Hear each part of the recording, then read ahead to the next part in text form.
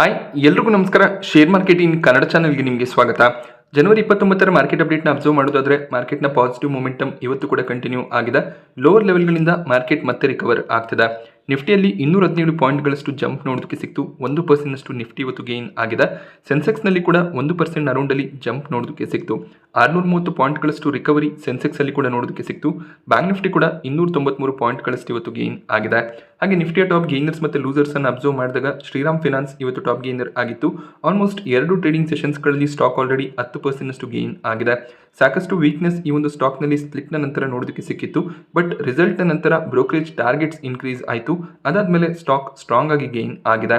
BL stock ಪ್ರೈಸ್ನಲ್ಲಿ ಕೂಡ ಒಂದು ರಿಕವರಿ ಇವತ್ತು ನೋಡೋದಕ್ಕೆ ಸಿಕ್ತು.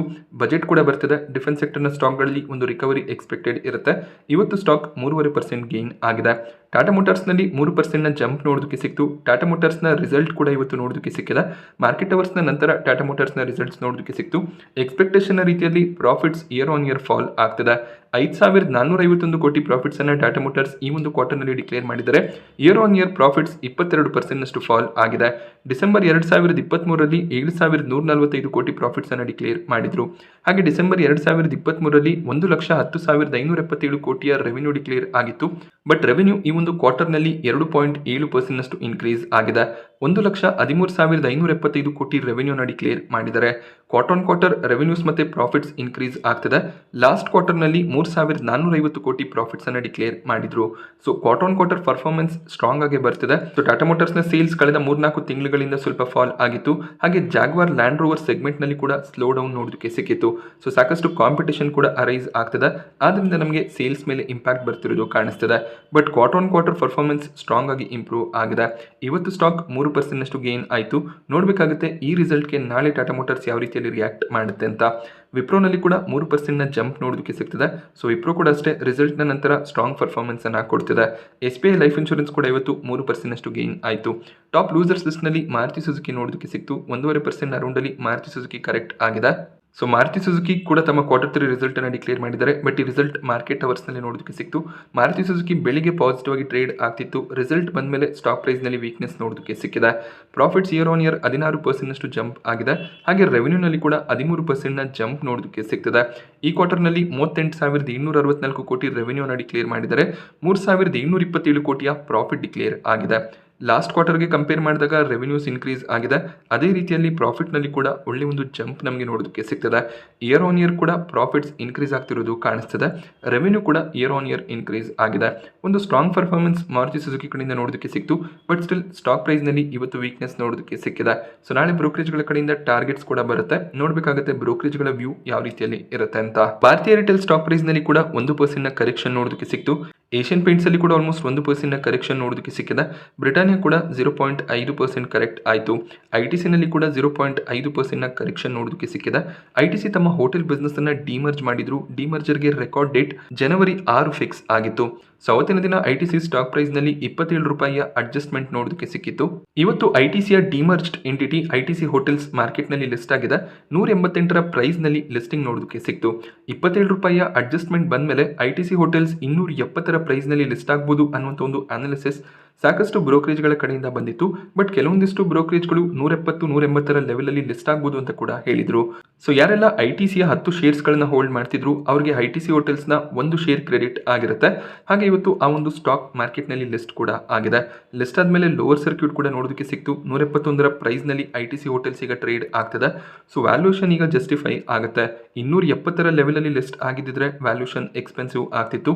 ಒಳ್ಳೆ ಒಂದು ಎಕ್ಸ್ಪಾನ್ಷನ್ ಪ್ಲಾನ್ ಅನ್ನ ITC ಹೋಟೆಲ್ಸ್ ಹೊಂದಿದ್ದಾರೆ. ಸೊ ನಿಮಗೆ ಶೇರ್ಸ್ ಕ್ರೆಡಿಟ್ ಆಗಿದ್ರೆ ಹೋಲ್ಡ್ ಮಾಡ್ಕೊಳ್ಳಿ. ಪ್ಯಾನಿಕ್ ಆಗುವಂಥ ಅವಶ್ಯಕತೆ ಇಲ್ಲ. ಮುಂದೆ ರಿಸಲ್ಟ್ಸ್ ಅನ್ನು ಡಿಕ್ಲೇರ್ ಮಾಡ್ತಾ ಹೋಗುವಾಗ ಹಾಗೆ ಕಂಪನಿ ಸ್ಟ್ರಾಂಗ್ ಎಕ್ಸ್ಪಾನ್ಷನ್ಸ್ಗಳನ್ನ ಮಾಡ್ತಾ ಹೋಗುವಾಗ ಲಾಂಗ್ ಟರ್ಮ್ನಲ್ಲಿ ಖಂಡಿತವಾಗ್ಲೂ ಬೆನಿಫಿಟ್ ಸಿಗುತ್ತೆ. ಸೊ 5 ವರ್ಷದ ಇನ್ವೆಸ್ಟ್ಮೆಂಟ್ ಪ್ಲಾನ್ ಇದ್ರೆ ಈಗಲೂ ಕೂಡ ITC ಹೋಟೆಲ್ ಶೇರ್ಸ್ಗಳನ್ನ ಬೈ ಮಾಡ್ಕೋಬಹುದಾಗುತ್ತೆ. ಹಾಗೆ ಇಲ್ಲಿ ಒಂದು ಕ್ಯಾಚ್ ಕೂಡ ಇತ್ತು. ಕಂಪ್ಲೀಟ್ 100% ಸ್ಟೇಕ್ ಅನ್ನ ಇನ್ವೆಸ್ಟರ್ಸ್ಗಳಿಗೆ ITC ಕೊಟ್ಟಿಲ್ಲ. 40% ಹೋಲ್ಡಿಂಗ್ ಏನಿದೆ ಅದು ITC ನ ಬಳಿಯಲ್ಲೇ ಇರುತ್ತೆ. 60% ಹೋಲ್ಡಿಂಗ್ ಅನ್ನ ಮಾತ್ರ ಇನ್ವೆಸ್ಟರ್ಸ್ಗಳಿಗೆ ಅವರು ಡಿಸ್ಟ್ರಿಬ್ಯೂಟ್ ಮಾಡಿದ್ದಾರೆ.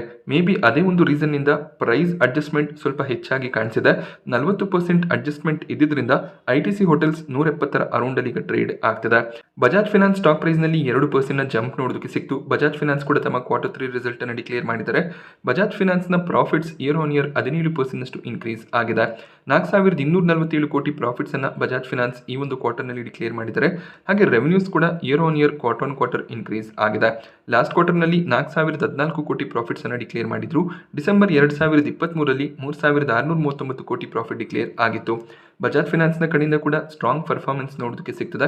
ಬಟ್ ಪ್ರಾಬ್ಲಮ್ ಆಗ್ತಿರೋದು ಇವರ ಅಸೆಟ್ ಕ್ವಾಲಿಟಿ, ಅಂದ್ರೆ ಬ್ಯಾಡ್ ಲೋನ್ಸ್ ಇನ್ಕ್ರೀಸ್ ಆಗ್ತದೆ. ಸೊ ಲಾಸ್ಟ್ ಇಯರ್ 0.37% ಇದ್ದಂತ ನೆಟ್ NPA ಈಗ 0.5% ಅರೌಂಡ್ ಅಲ್ಲಿ ನೋಡೋದಕ್ಕೆ ಸಿಗ್ತದೆ. ಸೊ ಸ್ವಲ್ಪ ಬ್ಯಾಡ್ ಲೋನ್ಸ್ ಇಲ್ಲಿ ಇನ್ಕ್ರೀಸ್ ಆಗ್ತಿರೋದು ಕಾಣಿಸ್ತದೆ. ಅದಕ್ಕೆ ಬಜಾಜ್ ಫಿನಾನ್ಸ್ ನಾಳೆ ಯಾವ ರೀತಿಯಲ್ಲಿ ರಿಯಾಕ್ಟ್ ಮಾಡುತ್ತೆ ಅದನ್ನು ನಾವು ಅಬ್ಸರ್ವ್ ಮಾಡಬೇಕಾಗತ್ತೆ. ಇನ್ನೊಂದು ಬಜಾಜ್ ಗ್ರೂಪ್ನ ಕಂಪನಿ ನಿಫ್ಟಿ 50ಯ ಕಂಪನಿ ಬಜಾಜ್ ಆಟೋ ಸ್ಟಾಕ್ ಪ್ರೈಸ್ನಲ್ಲಿ ಕೂಡ 3% ಜಂಪ್ ನೋಡೋದಕ್ಕೆ ಸಿಕ್ಕಿದೆ. ಇದಕ್ಕೂ ಕೂಡ ರೀಸನ್ Q3 ರಿಸಲ್ಟ್ ಆಗಿರುತ್ತೆ. ಈ ಒಂದು ರಿಸಲ್ಟ್ ನಿನ್ನೆ ಮಾರ್ಕೆಟ್ ಅವರ್ಸ್ನ ನಂತರ ಬಂದಿತ್ತು. ಒಂದು ಸ್ಟ್ರಾಂಗ್ ರಿಸಲ್ಟ್ ಬಜಾಜ್ ಆಟೋ ಕಡೆಯಿಂದ ನೋಡೋದಕ್ಕೆ ಸಿಕ್ಕಿತ್ತು. ಹಾಗೆ ಇವರ ಎಲೆಕ್ಟ್ರಿಕ್ ವೆಹಿಕಲ್ ಬಿಸ್ನೆಸ್ನಲ್ಲಿ ಕೂಡ ಒಂದು ಸ್ಟ್ರಾಂಗ್ ಡೆವಲಪ್ಮೆಂಟ್ಸ್ ನೋಡೋದಕ್ಕೆ ಸಿಗ್ತದೆ. ಎಲೆಕ್ಟ್ರಿಕ್ ವೆಹಿಕಲ್ ಬಿಸ್ನೆಸ್ ಈಗ ಪ್ರಾಫಿಟಬಲ್ ಆಗಿದೆ. 13,169 ಕೋಟಿ ರೆವೆನ್ಯೂನ ಕಂಪನಿ ಈ ಕ್ವಾರ್ಟರ್ನಲ್ಲಿ ಡಿಕ್ಲೇರ್ ಮಾಡಿದ್ದಾರೆ. ರೆವೆನ್ಯೂಸ್ ಕ್ವಾರ್ಟರ್ ಸ್ವಲ್ಪ ಫಾಲ್ ಆಗಿದೆ. ಹಾಗೆ 2196 ಕೋಟಿ ಪ್ರಾಫಿಟ್ಸ್ ಈ ಕ್ವಾರ್ಟರ್ನಲ್ಲಿ ಡಿಕ್ಲೇರ್ ಆಯಿತು. ಲಾಸ್ಟ್ ಕ್ವಾರ್ಟರ್ನಲ್ಲಿ 1385 ಕೋಟಿ ಪ್ರಾಫಿಟ್ಸ್ ಅನ್ನು ಡಿಕ್ಲೇರ್ ಮಾಡಿದ್ರು. ಡಿಸೆಂಬರ್ 2023ಕ್ಕೆ ಕಂಪೇರ್ ಮಾಡಿದಾಗ ರೆವೆನ್ಯೂಸ್ ಮತ್ತೆ ಪ್ರಾಫಿಟ್ಸ್ ಎರಡೂ ಕೂಡ ಇನ್ಕ್ರೀಸ್ ಆಗಿದೆ. ಹಾಗೆಯೇ ಎಲೆಕ್ಟ್ರಿಕ್ ವೆಹಿಕಲ್ ಬಿಸ್ನೆಸ್ನಲ್ಲಿ ಪ್ರಾಫಿಟ್ಸ್ ಅನ್ನು ತೋರಿಸಿದರೆ 1 ಲಕ್ಷ ಎಲೆಕ್ಟ್ರಿಕ್ ವೆಹಿಕಲ್ಸ್ಗಳನ್ನ Q3 ನಲ್ಲಿ ಇವರು ಸೆಲ್ ಮಾಡಿದ್ದಾರೆ. ಮೇಜರ್ ಆಗಿ ಇಲ್ಲಿ ಇವರು 3 ವೀಲರ್ ಸೆಗ್ಮೆಂಟ್ನಲ್ಲಿ ಕೆಲಸ ಮಾಡ್ತಾರೆ. ಬಜಾಜ್ ಆಟೋಗಳಿಗೆ ಸಾಕಷ್ಟು ಡಿಮ್ಯಾಂಡ್ ಇದೆ. ಎಲೆಕ್ಟ್ರಿಕ್ ವೆಹಿಕಲ್ ಆಟೋಗಳ ಸೇಲ್ಸ್ ತುಂಬಾನೇ ಸ್ಟ್ರಾಂಗ್ ಆಗಿದೆ. ಅದರಿಂದ 45% ಟೋಟಲ್ ರೆವೆನ್ಯೂನ ಎಲೆಕ್ಟ್ರಿಕ್ ವೆಹಿಕಲ್ ಸೆಗ್ಮೆಂಟ್ನಿಂದಾನೇ ಬಜಾಜ್ ಆಟೋ ಜನರೇಟ್ ಮಾಡಿದ್ದಾರೆ. ಮುಂದಿನ ಕ್ವಾರ್ಟರ್ನಲ್ಲಿ ಕೂಡ ಈ ಒಂದು ಪರ್ಫಾರ್ಮೆನ್ಸ್ ಕಂಟಿನ್ಯೂ ಆಗುತ್ತೆ ಅಂತ ಮ್ಯಾನೇಜ್ಮೆಂಟ್ ಹೇಳಿದ್ದಾರೆ. ಆ ರೀಸನ್ನಿಂದ ಸ್ಟಾಕ್ ಪ್ರೈಸ್ನಲ್ಲಿ ಒಂದು ಸ್ಟ್ರಾಂಗ್ ಮೊಮೆಂಟಮ್ ನೋಡೋದಕ್ಕೆ ಸಿಕ್ತು. ಬಟ್ ಸ್ಟಿಲ್ ಈ ರಿಸಲ್ಟ್ನ ನಂತರ ಕೂಡ ಸಾಕಷ್ಟು ಬ್ರೋಕರೇಜ್ಗಳು ಸೆಲ್ ರೆಕಮೆಂಡೇಶನ್ ಅನ್ನು ಕೊಡ್ತಿದ್ದಾರೆ. ರೀಸನ್ ವ್ಯಾಲ್ಯೂಯೇಷನ್ ಆಗಿರುತ್ತೆ. ಹಾಗೆ 2 ವೀಲರ್ ಮೋಟರ್ ಸೈಕಲ್ ಸೆಗ್ಮೆಂಟ್ನಲ್ಲಿ ಇವರು ಮಾರ್ಕೆಟ್ ಶೇರ್ ಅನ್ನು ಕಳ್ಕೊತಿದ್ದಾರೆ ಅನ್ನೋದು ಕೂಡ ಬ್ರೋಕರೇಜ್ನ ವ್ಯೂ ಆಗಿದೆ. ಸಿಟಿ 7900 ಟಾರ್ಗೆಟ್ ಪ್ರೈಸ್ ಅನ್ನು ಕೊಟ್ಟು ಸೆಲ್ ರೆಕಮೆಂಡೇಶನ್ ಕೊಡ್ತಿದ್ದಾರೆ. ಆಕ್ಸಿಸ್ ಸೆಕ್ಯೂರಿಟೀಸ್ನ ಕಡೆಯಿಂದ 7550 ಟಾರ್ಗೆಟ್ ಪ್ರೈಸ್ ನೋಡೋದಕ್ಕೆ ಸಿಗ್ತದೆ. ಇವರು ಕೂಡ ಅಷ್ಟೇ ಮಾರ್ಕೆಟ್ ಶೇರ್ ಡಿಕ್ಲೈನ್ ಆಗ್ತಿರೋದು ಟಾರ್ಗೆಟ್ ಡೌನ್ಗ್ರೇಡ್ಗೆ ರೀಸನ್ ಆಗಿರುತ್ತೆ ಅಂತ ಹೇಳಿದ್ದಾರೆ. ಬಟ್ ನೋವಾಮಾ 10,700 ಟಾರ್ಗೆಟ್ ಪ್ರೈಸ್ ಅನ್ನು ಕೊಟ್ಟು ಬೈ ರೆಕಮೆಂಡೇಶನ್ ಅನ್ನು ಕೊಡ್ತಿದ್ದಾರೆ. ಇವರು EV ಸೆಗ್ಮೆಂಟ್ನಲ್ಲಿ ಸ್ಟ್ರಾಂಗ್ ಗ್ರೋತ್ ಇರೋದು ಈ ಒಂದು ರೆಕಮೆಂಡೇಶನ್ಗೆ ಕಾರಣ ಅಂತ ತಿಳಿಸಿದ್ದಾರೆ. L&T ಟೆಕ್ನಾಲಜಿ ಸ್ಟಾಕ್ ಪ್ರೈಸ್ನಲ್ಲಿ ಇವತ್ತು ಸ್ಟ್ರಾಂಗ್ ಜಂಪ್ ನೋಡೋದಕ್ಕೆ ಸಿಕ್ತು. ಸ್ಟಾಕ್ 4% ಗೇನ್ ಆಗಿದೆ. US ಬೇಸ್ಡ್ ಮ್ಯಾನುಫ್ಯಾಕ್ಚರರ್ನ ಕಡೆಯಿಂದ ಇವ್ರಿಗೆ $80 ಮಿಲಿಯನ್ ಕಾಂಟ್ರಾಕ್ಟ್ ಸಿಕ್ಕಿದೆ. ಸೊ US ಬೇಸ್ಡ್ ಮ್ಯಾನುಫ್ಯಾಕ್ಚರರ್ನ ಬಿಸ್ನೆಸ್ ಅನ್ನ ಡಿಜಿಟಲೈಸ್ ಮಾಡೋದಕ್ಕೆ ಈ ಒಂದು ಕಾಂಟ್ರಾಕ್ಟ್ L&T ಟೆಕ್ಗೆ ಸಿಗ್ತದೆ. ಒಂದು ಆರ್ಡರ್ ಕಂಪನಿಗೆ ಸಿಕ್ಕಿರೋ ನ್ಯೂಸ್ನಿಂದ ಸ್ಟಾಕ್ ಇವತ್ತು ಗೇನ್ ಆಗಿದೆ. ಬಟ್ ಕಂಪನಿಯ Q3 ಪರ್ಫಾರ್ಮೆನ್ಸ್ ಕೂಡ ಸ್ಟ್ರಾಂಗ್ ಆಗಿ ಇತ್ತು. ಹಾಗೆ ಒಂದು ಲಾರ್ಜ್ ಡೀಲ್ ವಿನ್ಸ್ ಅನ್ನು ಕೂಡ ರೆಕಾರ್ಡ್ ಮಾಡಿದ್ರು. ಈಗಲೂ ಕೂಡ ಡೀಲ್ಸ್ ಸಿಗ್ತಿರೋದು ಖಂಡಿತವಾಗ್ಲೂ ಪಾಸಿಟಿವ್ ಸೆಂಟಿಮೆಂಟ್ಗೆ ಕಾರಣ ಆಗಿದೆ. JSW ಎನರ್ಜಿ ಸ್ಟಾಕ್ ಪ್ರೈಸ್ನಲ್ಲಿ ಇವತ್ತು ಆಲ್ಮೋಸ್ಟ್ 10% ಕರೆಕ್ಷನ್ ಬೆಳಗ್ಗೆ ನೋಡೋದಕ್ಕೆ ಸಿಕ್ಕಿತ್ತು. ಅದಾದ್ಮೇಲೆ ಸ್ಟಾಕ್ ಸ್ವಲ್ಪ ರಿಕವರ್ ಆಗಿದೆ. ಬಟ್ ಸ್ಟಿಲ್ 6% ಡೌನ್ ಸೈಡ್ ನೊಂದಿಗೆ JSW ಎನರ್ಜಿ ಕ್ಲೋಸಿಂಗ್ ಅನ್ನು ಕೊಟ್ಟಿದೆ. ಇದಕ್ಕೂ ರೀಸನ್ Q3 ರಿಸಲ್ಟ್ ಆಗಿರುತ್ತೆ. ಕಂಪನಿ 157 ಕೋಟಿ ಪ್ರಾಫಿಟ್ಸ್ ಅನ್ನ ಈ ಕ್ವಾರ್ಟರ್ನಲ್ಲಿ ಡಿಕ್ಲೇರ್ ಮಾಡಿದ್ದಾರೆ. ಹಾಗೆ 2500 ಕೋಟಿ ಅರೌಂಡ್ ಅಲ್ಲಿ ರೆವೆನ್ಯೂ ಡಿಕ್ಲೇರ್ ಆಗಿದೆ. So revenues year on year flat ಆಗಿ ಇತ್ತು. ಬಟ್ ಕ್ವಾರ್ಟರ್ ರೆವೆನ್ಯೂನಲ್ಲಿ ಸಾಕಷ್ಟು ಫಾಲ್ ನೋಡೋದಕ್ಕೆ ಸಿಕ್ಕಿದೆ. ಡಿಸೆಂಬರ್ 2023ರಲ್ಲಿ 232 ಕೋಟಿ ಪ್ರಾಫಿಟ್ಸ್ ಬಂದಿತ್ತು. ಬಟ್ ಈ ಕ್ವಾರ್ಟರ್ನಲ್ಲಿ ಕೇವಲ 157 ಕೋಟಿ ಪ್ರಾಫಿಟ್ ನೋಡೋದಕ್ಕೆ ಸಿಕ್ಕಿದೆ. ಲಾಸ್ಟ್ ಕ್ವಾರ್ಟರ್ನಲ್ಲಿ ಇವರು 877 ಕೋಟಿ ಪ್ರಾಫಿಟ್ಸ್ ಅನ್ನು ಡಿಕ್ಲೇರ್ ಮಾಡಿದ್ರು. So revenues profits quarter fall ಆಗಿರೋದು ಈ ಒಂದು ಕರೆಕ್ಷನ್ಗೆ ಕಾರಣ ಆಗಿರುತ್ತೆ. ಬಟ್ ಕಂಪನಿಯ ಪ್ರಾಸ್ಪೆಕ್ಟಿವ್ಸ್ ಪಾಸಿಟಿವ್ ಆಗಿ ಇದೆ. 2025ರ ಕೊನೆಯಲ್ಲಿ ಅಂದ್ರೆ ಈ ಒಂದು ಫಿನಾನ್ಷಿಯಲ್ ಇಯರ್ನ ಕೊನೆಯಲ್ಲಿ ಏಪ್ರಿಲ್ ತಿಂಗಳ ಒಳಗಾಗಿ ತಮ್ಮ ಒಂದು ಓವರ್ ಆಲ್ ಕೆಪಾಸಿಟಿಯನ್ನು 10 ಗಿಗಾವ್ಯಾಟ್ಗೆ ಇನ್ಕ್ರೀಸ್ ಮಾಡೋದು ಕಂಪನಿಯ ಉದ್ದೇಶ ಆಗಿರುತ್ತೆ. ಹಾಗೆ 2026ರ ಫಿನಾನ್ಷಿಯಲ್ ಇಯರ್ನ ಒಳಗೆ 28 ಗಿಗಾವ್ಯಾಟ್ಗೆ ಟೋಟಲ್ ಕೆಪಾಸಿಟಿಯನ್ನು ಇನ್ಕ್ರೀಸ್ ಮಾಡ್ತೀವಿ ಅಂತ ಹೇಳಿದರೆ ಒಂದು ಸ್ಟ್ರಾಂಗ್ ಪಾಸಿಟಿವ್ ಔಟ್ಲುಕ್ ಇದೆ. ಬಟ್ ಸ್ಟಿಲ್ ರಿಸಲ್ಟ್ ಚೆನ್ನಾಗಿ ಬರದೇ ಇರೋ ಒಂದು ರೀಸನ್ನಿಂದ ಸ್ಟಾಕ್ ಇವತ್ತು ಕರೆಕ್ಟ್ ಆಗಿದೆ. ಲಾಂಗ್ ಟರ್ಮ್ಗೆ ಖಂಡಿತವಾಗ್ಲೂ JSW ಎನರ್ಜಿ ಕೂಡ ಒಳ್ಳೆ ಒಂದು ಬೆಟ್ ಆಗುತ್ತೆ. 600ರಿಂದ 700ರವರೆಗೂ ಟಾರ್ಗೆಟ್ಸ್ ಬ್ರೋಕರೇಜ್ನ ಕಡೆಯಿಂದ ಬಂದಿದೆ. ಸೊ ನಿನ್ನೆ ಒಂದು ನ್ಯೂಸ್ ಅನ್ನು ಕವರ್ ಮಾಡಿದ್ದೆ ಡೀಪ್ ಸೀಕ್ AI ಬಗ್ಗೆ. ಈ ಒಂದು ರೀಸನ್ನಿಂದ Dixon technologies, Netweb, Kaynes technology, Anantraj ಈ ರೀತಿಯ ಸ್ಟಾಕ್ಗಳಲ್ಲಿ ವೀಕ್ನೆಸ್ ಬಂದಿತ್ತು. ಬಟ್ ಈಗ ನೆಟ್ವೆಬ್ ಟೆಕ್ನಾಲಜೀಸ್, ಅನಂತರಾಜ್ ಕ್ಲಾರಿಫಿಕೇಶನ್ಸ್ ಅನ್ನ ಕೊಟ್ಟಿದ್ದಾರೆ. ಯಾವುದೇ ರೀತಿಯ AI ಮಾಡೆಲ್ಸ್ ಮಾರ್ಕೆಟ್ನಲ್ಲಿ ಲಾಂಚ್ ಆದರೂ ಕೂಡ ಅದಕ್ಕೆ ಡೇಟಾ ಸೆಂಟರ್ಗಳ ಅವಶ್ಯಕತೆ ಇದ್ದೇ ಇರುತ್ತೆ. ಆದ್ದರಿಂದ ನಮ್ಮ ಬಿಸ್ನೆಸ್ನ ಮೇಲೆ ಇಂಪ್ಯಾಕ್ಟ್ ಆಗೋದಿಲ್ಲ ಅಂತ ಎರಡು ಕಂಪನಿಗಳು ಕ್ಲಾರಿಫಿಕೇಶನ್ಸ್ ಅನ್ನ ಕೊಟ್ಟಿದ್ದಾರೆ. ಕ್ಲಾರಿಫಿಕೇಶನ್ಸ್ ಬಂದ ಮೇಲೆ ನೆಟ್ವೆಬ್, ಅನಂತರಾಜ್ ಎರಡೂ ಸ್ಟಾಕ್ಗಳು ಅಪ್ಪರ್ ಸರ್ಕ್ಯೂಟ್ನಲ್ಲಿ ಕ್ಲೋಸಿಂಗ್ ಅನ್ನ ಕೊಟ್ಟಿದೆ. 10% ಜಂಪ್ 2 ಸ್ಟಾಕ್ಗಳಲ್ಲಿ ನೋಡೋದಕ್ಕೆ ಸಿಗ್ತದೆ. ಸೊ ಅದೇ ಒಂದು ರೀಸನ್ನಿಂದ ಯಾವಾಗಲೂ ಕೂಡ ನಾನು ನಿಮಗೆ ಹೇಳ್ತಿರ್ತೀನಿ, ಯಾವುದೇ ಒಂದು ಸ್ಟಾಕ್ ಆಗಿರ್ಬೋದು ನ್ಯೂಸ್ ಬೇಸಿಸ್ ಮೇಲೆ ಕರೆಕ್ಟ್ ಆದಾಗ ಆ ಸ್ಟಾಕನ್ನು ಲಾಸ್ನಲ್ಲಿ ಸೆಲ್ ಮಾಡೋದಕ್ಕೆ ಹೋಗಬೇಡಿ, ಅಥವಾ ಆ ಸ್ಟಾಕ್ನಲ್ಲಿ ಕರೆಕ್ಷನ್ ಇದ್ದಾಗ ಸೆಲ್ ಮಾಡೋದಕ್ಕೆ ಹೋಗಬೇಡಿ. ಕಂಪನಿಗಳ ಕಡೆಯಿಂದ ಕ್ಲಾರಿಫಿಕೇಶನ್ಸ್ ಬಂದ ಮೇಲೆ ಅಥವಾ ಸ್ವಲ್ಪ ಸಮಯದ ನಂತರ ಈ ಸ್ಟಾಕ್ಗಳು ಮತ್ತೆ ರಿಕವರ್ ಆಗುತ್ತೆ. ಆ ರಿಕವರಿ ಸಂದರ್ಭಗಳಲ್ಲಿ ನೀವು ಲಾಸ್ನಲ್ಲಿ ಇಲ್ಲ ಅಂದರೆ, ನಿಮಗೆ ಆ ಕಂಪನಿಯ ಬಿಸ್ನೆಸ್ ಇಷ್ಟ ಆಗ್ತಿಲ್ಲ ಅಂದರೆ ಆಗಬೇಕಿದ್ರೆ ನೀವು ಶೇರ್ಸ್ಗಳನ್ನು ಸೆಲ್ ಮಾಡ್ಬೋದಾಗುತ್ತೆ. ನೀವು ನೆನ್ನೆನೇ ಎಕ್ಸಿಟ್ ಆಗಿದ್ರೆ ಈ 10% ಪಾಸಿಟಿವ್ ಮೂವ್ ಏನಿದೆ ಅದನ್ನು ನೀವು ಮಿಸ್ ಮಾಡ್ಕೊಳ್ತಿದ್ರಿ. ಆದ್ದರಿಂದ ಯಾವುದೇ ಕಂಪನಿ ಆಗಿರ್ಬೋದು, ನೀವು ಲಾಸ್ನಲ್ಲಿದ್ದಾಗ ಅಥವಾ ಸ್ಟಾಕ್ ನೆಗೆಟಿವ್ ಆಗಿ ಇದ್ದಾಗ ಅಲ್ಲಿ ನೀವು ಶೇರ್ಸ್ಗಳನ್ನು ಸೆಲ್ ಮಾಡೋದಕ್ಕೆ ಹೋಗಬೇಡಿ. ಹಾಗೆ ವಾಟೆಕ್ ವಾಬಾಕ್ ಸ್ಟಾಕ್ನಲ್ಲಿ ಕೂಡ 10% ಜಂಪ್ ನೋಡೋದಕ್ಕೆ ಸಿಕ್ತು. ಬಹರೇನಿಂದ ಇವ್ರಿಗೊಂದು ಪ್ರಾಜೆಕ್ಟ್ ಸಿಗ್ತದೆ. ವಾಟರ್ ವೇಸ್ಟ್ ಟ್ರೀಟ್ಮೆಂಟ್ ಪ್ಲಾಂಟನ್ನು ಸ್ಟಾರ್ಟ್ ಮಾಡೋದಕ್ಕೆ ಪ್ರಾಜೆಕ್ಟನ್ನು ಪಡ್ಕೊಂಡಿದ್ದಾರೆ. 121 ಕೋಟಿಯ ಕಾಂಟ್ರಾಕ್ಟ್ ಆಗಿರುತ್ತೆ. ಇದರ ಜೊತೆಯಲ್ಲಿ ಇನ್ನೊಂದು ಪಾಸಿಟಿವ್ ನ್ಯೂಸ್ ಕೂಡ ಕಂಪನಿಗೆ ಸಿಕ್ಕಿದೆ. ರೀಸೆಂಟಾಗಿ ಒಂದು ನ್ಯೂಸ್ ಬಂದಿತ್ತು, 2700 ಕೋಟಿಯ ಆರ್ಡರ್ ಏನು ಸೌದಿಯಿಂದ ಬಂದಿತ್ತು. ಸೊ ಆ ಒಂದು ಪ್ರಾಜೆಕ್ಟನ್ನು ಕಂಪನಿ ಕಳ್ಕೊಂಡಿದ್ದಾರೆ, ಆ ಒಂದು ಕಾಂಟ್ರಾಕ್ಟ್ ಕ್ಯಾನ್ಸಲ್ ಆಗಿದೆ ಅಂತ. ಬಟ್ ಈಗ ಸೌದಿ ಅಥಾರಿಟೀಸ್ನ ಕಡೆಯಿಂದ ಕ್ಲಾರಿಫಿಕೇಶನ್ಸ್ ಬಂದಿದೆ, ಆರ್ಡರ್ ಕ್ಯಾನ್ಸಲ್ ಆಗಲಿಲ್ಲ, ಅದನ್ನು ಮತ್ತೆ ರೀಕ್ಯಾಲಿಬ್ರೇಟ್ ಮಾಡ್ತಿದ್ದಾರೆ. ಹೊಸ ಒಂದು ಟೆಂಡರ್ ಕಾಲ್ ಆಗುತ್ತೆ. ಆ ಒಂದು ಟೆಂಡರ್ ನಲ್ಲಿ ವಾಟೆಕ್ ವಾಬಾಗೆ ಆ ಒಂದು ಪ್ರಾಜೆಕ್ಟ್ ಅನ್ನ ಪಡ್ಕೊಳ್ಳುತ್ತೆ ಅಂತ ಕ್ಲಾರಿಫಿಕೇಶನ್ಸ್ ಬಂದಿದೆ. ಈ ಕ್ಲಾರಿಫಿಕೇಶನ್ಸ್ ಅದರ ಜೊತೆಯಲ್ಲಿ ಒಂದು ಹೊಸ ಪ್ರಾಜೆಕ್ಟ್ ಸಿಕ್ಕಿರೋದು ಕಂಪನಿಗೆ ಪಾಸಿಟಿವ್ ಆಗಿದೆ. ಆದ್ರಿಂದ ಇವತ್ತು ಸ್ಟಾಕ್ 10% ಗೇನ್ ಆಗಿದೆ. ಸೊ ವಾಟೆಕ್ ವಾಬಾಗ್ ಕೂಡ ಅಷ್ಟೇ ಲಾಂಗ್ ಟರ್ಮ್ಗೆ ಒಳ್ಳೆ ಒಂದು ಬೆಟ್ ಆಗಿರುತ್ತೆ. ಆಲ್ರೆಡಿ ಪೋರ್ಟ್ಫೋಲಿಯೋನಲ್ಲಿ ಇದ್ರೆ ಖಂಡಿತವಾಗ್ಲೂ ಕಂಟಿನ್ಯೂ ಮಾಡ್ಬೋದು. ಹಾಗೆ ಇನ್ನೊಂದು ವಾಟರ್ ಇನ್ಫ್ರಾ ಪ್ರಾಜೆಕ್ಟ್ನ ಮೇಲೆ ಕೆಲಸ ಮಾಡುವಂಥ ಕಂಪನಿ ಡೆಂಟಾ ವಾಟರ್ಸ್ ಇವತ್ತು ಮಾರ್ಕೆಟ್ನಲ್ಲಿ ಲಿಸ್ಟ್ ಆಯಿತು. ಕೇವಲ 11% ಪ್ರೀಮಿಯಂನೊಂದಿಗೆ ಲಿಸ್ಟಿಂಗ್ ನೋಡೋದಕ್ಕೆ ಸಿಕ್ಕಿದೆ. ನಿನ್ನೆ 25% ಅರೌಂಡಲ್ಲಿ ಪ್ರೀಮಿಯಂ ನೋಡೋದಕ್ಕೆ ಸಿಕ್ತಿತ್ತು, ಬಟ್ ಎಕ್ಸ್ಪೆಕ್ಟೇಷನ್ ರೀತಿಯಲ್ಲಿ ಲಿಸ್ಟಿಂಗ್ ನೋಡೋದಕ್ಕೆ ಸಿಗಲಿಲ್ಲ. ಬಟ್ ಲಿಸ್ಟ್ ಆದಮೇಲೆ ಸ್ಟಾಕ್ ಸ್ವಲ್ಪ ಗೇನ್ ಆಗಿದೆ. 294 ಪ್ರೈಸನ್ನು ಕಂಪನಿ ಸೆಟ್ ಮಾಡಿದ್ರು. 325 ಪ್ರೈಸ್ನಲ್ಲಿ ಡೆಂಟಾ ವಾಟರ್ ಮಾರ್ಕೆಟ್ನಲ್ಲಿ ಲಿಸ್ಟ್ ಆಯಿತು. 341 ಪ್ರೈಸ್ನಲ್ಲಿ ಲಿಸ್ಟಿಂಗ್ ನೋಡೋದಕ್ಕೆ ಸಿಕ್ಕಿದೆ. ಸೊ ಇಲ್ಲಿ ಅಲಾಟ್ಮೆಂಟ್ ಸಿಕ್ಕಿದ್ರೆ ಸ್ವಲ್ಪ ಪ್ರಾಫಿಟ್ಸ್ ಅನ್ನು ತಗೊಳ್ಳೋದು ಒಳ್ಳೆ ಒಂದು ಆಯ್ಕೆ ಆಗಿರುತ್ತೆ.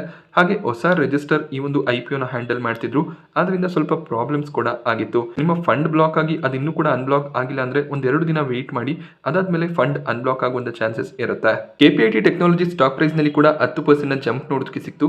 1 ಗಂಟೆ ಸುಮಾರಿಗೆ ಸ್ಟಾಕ್ ಸಡನ್ ಆಗಿ ಜಂಪ್ ಆಗಿದೆ. ಇದಕ್ಕೂ ಕೂಡ ರೀಸನ್ ಕಂಪನಿಯ Q3 ರಿಸಲ್ಟ್ ಆಗಿರುತ್ತೆ. ಕಂಪನಿ ಈ ಒಂದು ಕ್ವಾರ್ಟರ್ ನಲ್ಲಿ 187 ಕೋಟಿ ಪ್ರಾಫಿಟ್ಸ್ ಅನ್ನ ಡಿಕ್ಲೇರ್ ಮಾಡಿದ್ದಾರೆ. ಲಾಸ್ಟ್ ಕ್ವಾರ್ಟರ್ ನಲ್ಲಿ 204 ಕೋಟಿಯ ಪ್ರಾಫಿಟ್ ಡಿಕ್ಲೇರ್ ಆಗಿತ್ತು. ಸೊ ಇಲ್ಲಿ quarter on quarter profits fall ಆಗ್ತದೆ, but year on year comparison ಮಾಡಿದಾಗ ಪ್ರಾಫಿಟ್ಸ್ ಇನ್ಕ್ರೀಸ್ ಆಗಿದೆ.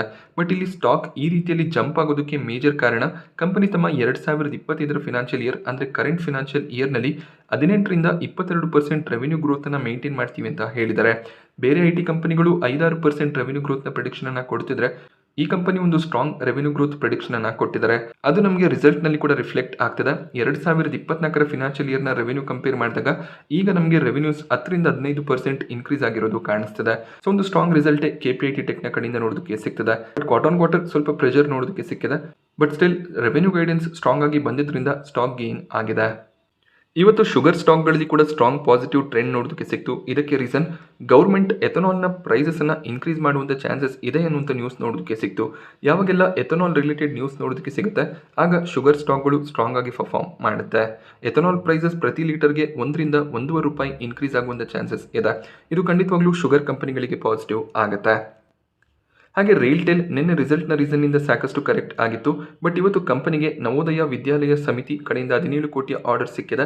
ಈ ಒಂದು ಆರ್ಡರ್ನ ನ್ಯೂಸ್ನಿಂದ ಸ್ಟಾಕ್ ಮತ್ತೆ 7% ಗೇನ್ ಆಯಿತು.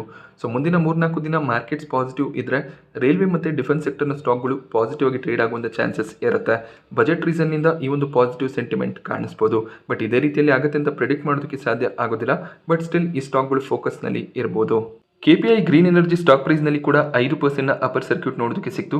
KPI ಗ್ರೀನ್ ಎನರ್ಜಿ ಸ್ಟಾಕ್ ನಲ್ಲಿ ಆಲ್ ಟೈಮ್ ಹೈ ಲೆವೆಲ್ಸ್ ನಿಂದ ಆಲ್ಮೋಸ್ಟ್ 50% ಕರೆಕ್ಷನ್ ನೋಡೋದಕ್ಕೆ ಸಿಕ್ಕಿದೆ. ಬಟ್ ಇವತ್ತು ಸ್ಟಾಕ್ ಪಾಸಿಟಿವ್ ಆಗಿ ಟ್ರೇಡ್ ಆಗಿದೆ.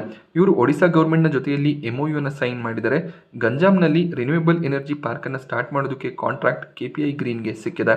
KPI ಗ್ರೀನ್ ಕೂಡ ಅಷ್ಟೇ ಲಾಂಗ್ ಟರ್ಮ್ಗೆ ಸ್ಟ್ರಾಂಗ್ ಬೆಟ್ ಆಗುತ್ತೆ, ಬಟ್ ವ್ಯಾಲ್ಯೂಷನ್ ಎಕ್ಸ್ಪೆನ್ಸಿವ್ ಇದ್ದಿದ್ದರಿಂದ ಸ್ಟಾಕ್ ಪ್ರೈಸ್ನಲ್ಲಿ ವೀಕ್ನೆಸ್ ನೋಡೋದಕ್ಕೆ ಸಿಕ್ಕಿದೆ. ಸೊ ಯಾವುದೇ ಒಂದು ಕಂಪನಿ ಆಗಿರ್ಬೋದು ಎಕ್ಸ್ಪೆನ್ಸಿವ್ ವ್ಯಾಲ್ಯೂಷನಲ್ಲಿ ಟ್ರೇಡ್ ಆಗ್ತಿರುವಾಗ ಮಾರ್ಕೆಟ್ನಲ್ಲಿ ವೀಕ್ನೆಸ್ ಇದ್ದರೆ ಆ ಸ್ಟಾಕ್ನಲ್ಲಿ ಕೂಡ ತುಂಬಾ ಸೆಲ್ಲಿಂಗ್ ಪ್ರೆಷರ್ ಬರುತ್ತೆ.